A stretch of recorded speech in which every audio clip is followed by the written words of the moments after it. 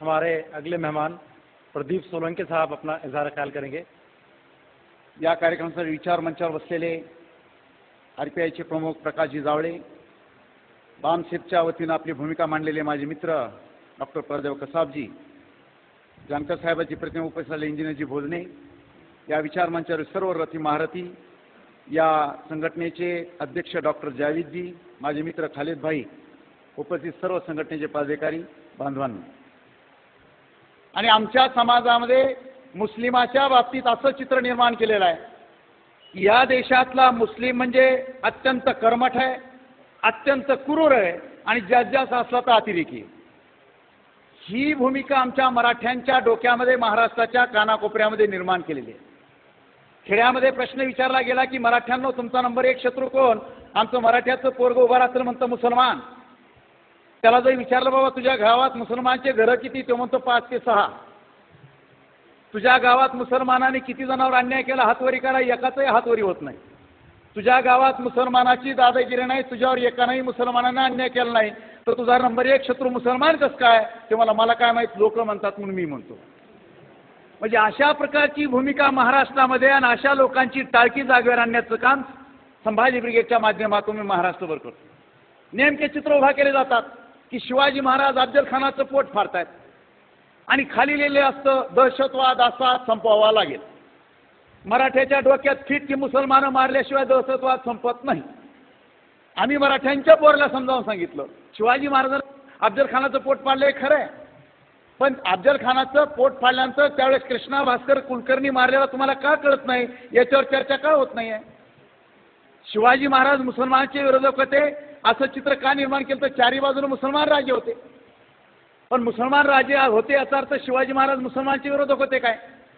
औरंगजेबाच्या सैन्यामध्ये हिंदू नव्हते काय? मिर्झा राजे काय मुसलमान होता काय? औरंगजेबानं आपले 4 भाऊ मारून टाकले ते काय हिंदू होते काय? आपल्या बापाला अटक केली ते काय हिंदू होता काय? या सगळ्या सत्तेच्या लढाया असतात हे आम्ही रोज समजावून सांगतो. शिवाजी महाराज जर मुसलमानाचे विरोधक होते तर रोज मराठ्यांच्या पोरला खेड्यापाड्यात मी समजावून सांगतो की शिवाजी महाराज जर मुसलमानाचे विरोधक असते तर शिवाजी महाराजाच्या तोफखान्याचा प्रमुख कोण होता? इब्राहिम खान. शिवाजी महाराजाच्या आरमाराचा प्रमुख कोण होता? दौलत खान. शिवाजी महाराजाच्या घोडदळाचा प्रमुख कोण होता? सिद्दी हिलाल. शिवाजी महाराजाचा पहिला सरसेनापती कोण होता? नूर खान. शिवाजी महाराजांबरोबर आग्र्याला गेलेला मदारी मेहतर मुसलमान. शिवाजी महाराजाचा एकमेव वकील काजी हैदर हाही मुसलमान. शिवाजी महाराजांचं एकमेव चित्र उपलब्ध आहे, त्या चित्रकाराचं नाव मीर मोहम्मद हाही मुसलमान. आणि अफजल खानाचं पोट फाडण्यासाठी ज्या वाघनख्या पाठवून दिल्या तो रुस्तमे जमान हाही मुसलमान. एवढे मुसलमान अधिकारी जर शिवाजी महाराजांच्या सैन्यात असू शकतात तर शिवाजी महाराज मुसलमानाचे विरोधक असतात काय? शिवाजी महाराजांचे 31 बॉडीगार्ड होते आणि 31 पैकी 10 मुसलमान होते. आणि बॉडीगार्ड काय करू शकतो इंदिरा गांधीला जाऊन विचारा. शिवाजी महाराजांनी एकही मस्जिद पाडली नाही, एकही कुराण जाळलं नाही, मग शिवाजी महाराजांचा वापर मुसलमानावर हल्ले करताना का केला जातो? याचा गांभीर्याने या देशामध्ये विचार झाला पाहिजे. अरे रायगड किल्ला राजधानी बांधल्यानंतर शिवाजी महाराजांच्या जगदीश्वराचं मंदिर उभारलं. मंत्र्याला विचारलं जगदीश्वराचं मंदिर उभारलं, माझ्या मुसलमान सैनिकासाठी मस्जिद कुठे आहे? मंत्र्यांनी विचारलं जागा दाखवा.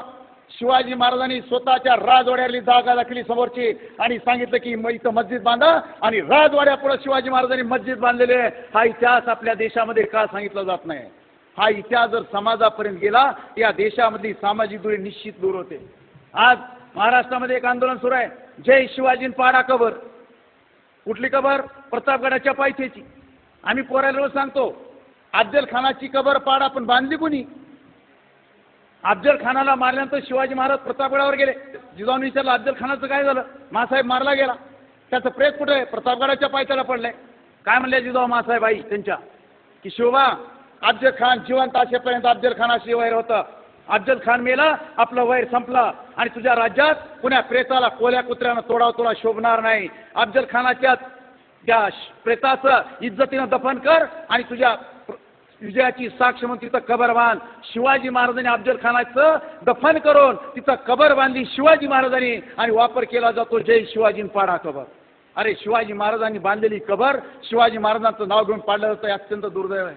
आमच्या पोराच्या डोक्यात बसलं जातं काशी न होती, मथुरा न होती, शिवाजी न होते तो सबकी सुन्नत होती. अरे काशीन मथुरा शिवाजी महाराजांच्या ताब्यातच नव्हती. काशीन मथुरा होती औरंगजेबाच्या ताब्यात, ती शिवाजी महाराजांना वाचविली कशी, याच्यावरही विचार होत नाही. म्हणजे अशा प्रकारच्या विचारचक्र जर समाजापुढे सुरू व्हायला झालं तर 100% या देशामध्ये प्रगती होऊ शकते. आज भारतामध्ये एक चित्र उभा केलंय, मुसलमान म्हणजे अतिरेकीच. काल एका कार्यक्रमाला गेलो होतो औरंगाबादमध्ये. आमचा एक संघटनेचा कार्यकर्ता लांब लचक दाढीवाला, आम्ही कार्यक्रमाला जाऊन बसलो. MIDC चिकलठाण्याचा PA आला 15 मिनिटांना. आपण कोण? म्हणजे काय झालं? आम्ही भारताचे नागरिक. त्याला म्हणतो आपण कोण? म्हणजे काय झालं? नाही तुम्हाला दाढी अतिरेकी वाटली आम्हाला विचारायला आलो. दाढी म्हणजे अतिरेकी काय? त्याला मला जरा हळूच बोल, लोक बोलताय डिस्ट्रिक्ट 42. त्यानं आमचं नाव पिलवून घेतलं, पुढे गेला. कार्यक्रम संपला, त्याला विचारलं का रे बाबा तू काय विचारायला? नाही मला वाटलं मुसलमान आहे काय की म्हणून अतिरेकी वाटलं मला. ती आहे औरंगाबादचा. त्यांना म्हणलं दाढी राखलेला माणूस अतिरेकीच असतो काय? मग मालेगावच्या बॉम्बस्फोटात जे पुराणूक पांडे सापडले हरामखोर, यांना काय दाढ्या होत्या काय? त्या नांदेडमध्ये पुण्याला जे अतिरेकी सापडले साले हे काय मुसलमान होते काय? इंदिरा गांधीला कोण्या मुसलमानानं मारलं काय? महात्मा गांधीला मुसलमानानं मारलं काय? राजीव गांधीला मुसलमानानं मारलं काय? काय चाललंय काय?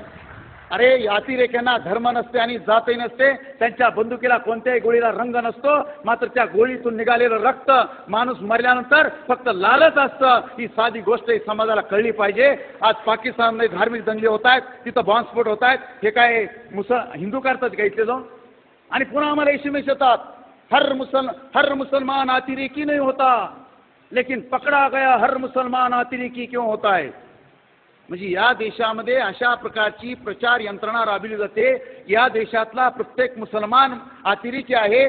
संभाजी ब्रिगेडच्या माध्यमातून आम्ही रोज सांगतो की जे अतिरेकी मुसलमान असतील त्यांना भर चौकात ठेचून मारा. पण या देशावर प्रेम करणारा सर्वसामान्य मुसलमान याचा त्या अतिरेक्याशी काय संबंध? आणि जो भारतातला मुसलमान रोज 5 वेळेस नमाज पडताना अगोदर या भारताच्या मातीवर माथा टेकतो आणि मग अल्लाचं नाव घेतो, तो मुसलमान या देशाचा गद्दार होऊ शकतो काय? हा प्रश्न आम्ही विचारला. आणि मुसलमानाच्या एवढ्या बदनाम्या करू नये.